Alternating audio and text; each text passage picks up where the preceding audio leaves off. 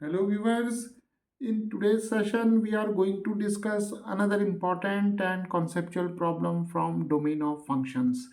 And in this session we are going to discuss this important and a very easy problem where we have to find out the domain of this function, that is f of x is equal to cos inverse, and here we have a logarithm of 2 minus x to the base 2, right? So here we'll see how easily we can find out the domain of this function using some concepts from inverse trigonometric functions and some important property of logarithms.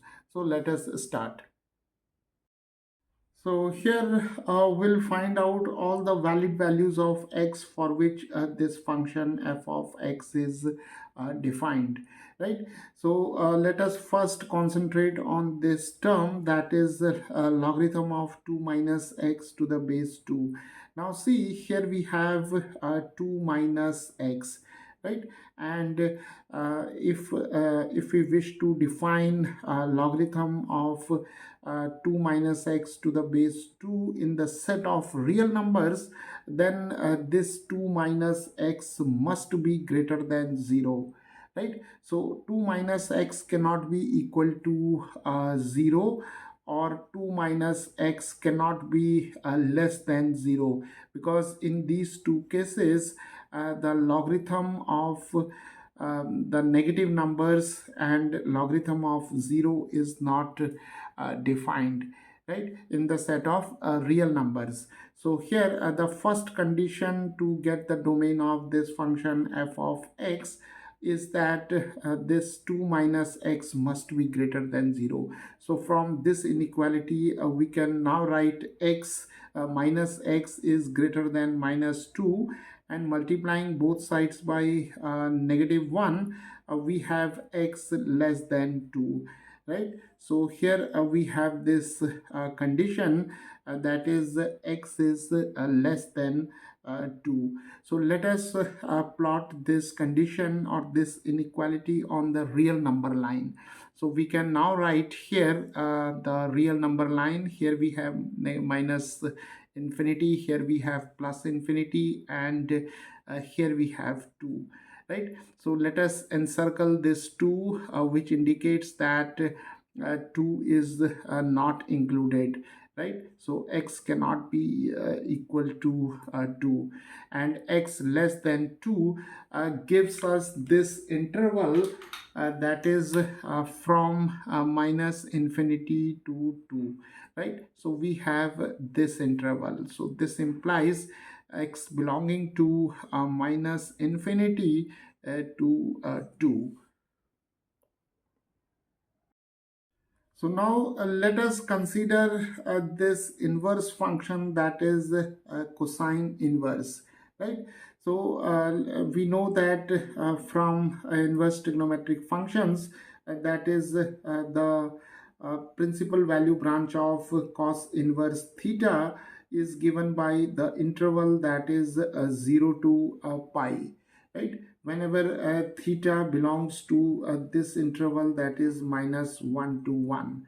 So cos inverse theta, it belongs to this interval, that is 0 to pi, whenever theta belongs to this interval from -1 to 1, and which is closed from both the ends, right? So here if we take theta is equal to a log of 2 minus x to the base 2, then our function f of x takes the form, that is cos inverse theta, right? And this cos inverse theta must lie between 0 to pi, right? So here we have 0 and here we have pi, and this condition holds when theta, it lies between -1 and 1, right? And we have assumed theta is equal to log of 2 minus x to the base 2. So let us substitute theta over here. So we have here a log of 2 minus x to the base 2, and now we have to solve this inequality, right? So in order to solve this inequality, what we will do, we'll raise these three terms to the power of 2, right? So let us take these three numbers to the exponent of 2. So we have 2 raised to minus 1, then we have 2 raised to log of 2, 2 minus x, and then we have 2 raised to 1, right? So now here we use an important result, that is a raised to log of say x to the base a is equal to x, right? So this is an important result, that is a raised to a log of x to the base a is equal to x, and here we have 2, and here also we have 2, right? So here we have a, and here also we have a, and for x we have 2 minus x, right? And 2 raised to minus 1 is 1 over 2, and here this term, that is 2 raised to a log of 2 minus x to the base 2 is simply 2 minus x, and here we have 2. So now we have this inequality, and let us multiply throughout by -1. So here we have minus half, then the direction of the inequality gets reversed, and here we have minus 2 plus x, and here we have minus 2, right? And let us add plus 2 throughout. So we have here plus 2 minus half, and then we have minus 2 plus x plus 2, and here we have minus 2 plus 2. So adding 2 throughout, so we have here 2 times 2 is 4, 4 minus 1 is 3 over 2, and then here 2 and minus 2 get cancelled, and here we have 0, right? So now we have this inequality, and we can also write this inequality as x greater than or equal to 0, but less than or equal to 3 over 2. So from this inequality, we can conclude that x belongs to this interval, that is 0 to 3 by 2. Right. So let us plot this, or represent this inequality on this real number line. So here we have 0, and 0 lies somewhere here, and 3 by 2 is 1.5, and 1.5 lies somewhere here. So here we have 3 by 2, and both these points are also included, right? So this interval, that is 0 to 3 by 2, is represented by this inequality, right? So here what we have seen, we have obtained two inequalities, right? The first one is x less than 2, and the other is x greater than or equal to 0 but less than or equal to 3 by 2.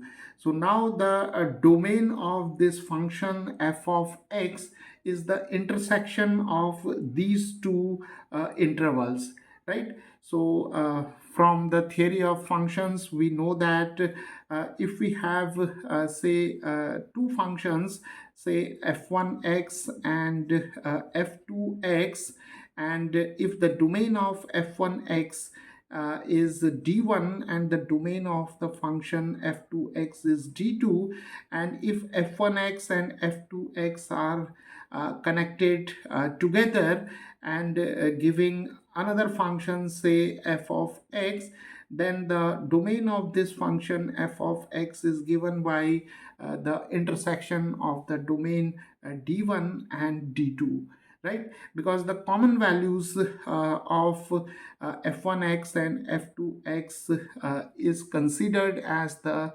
domain of the function f of x, right? Or in other words, we can say that the common values of x which satisfies or which defines f1x and f2x simultaneously gives us the domain of the function f of x, right? So let us denote this domain as d1 and this domain as d2, right? And from this real number line, we can easily identify the intersection of these two intervals.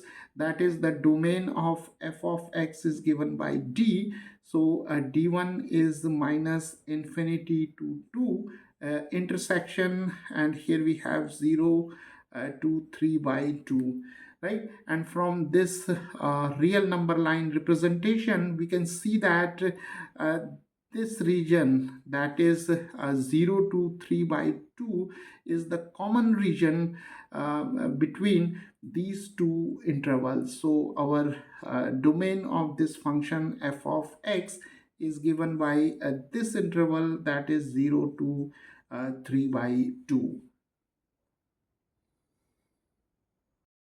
So viewers, this is how by using the concept of intersection of domains, we can find out the domain of these kind of functions easily.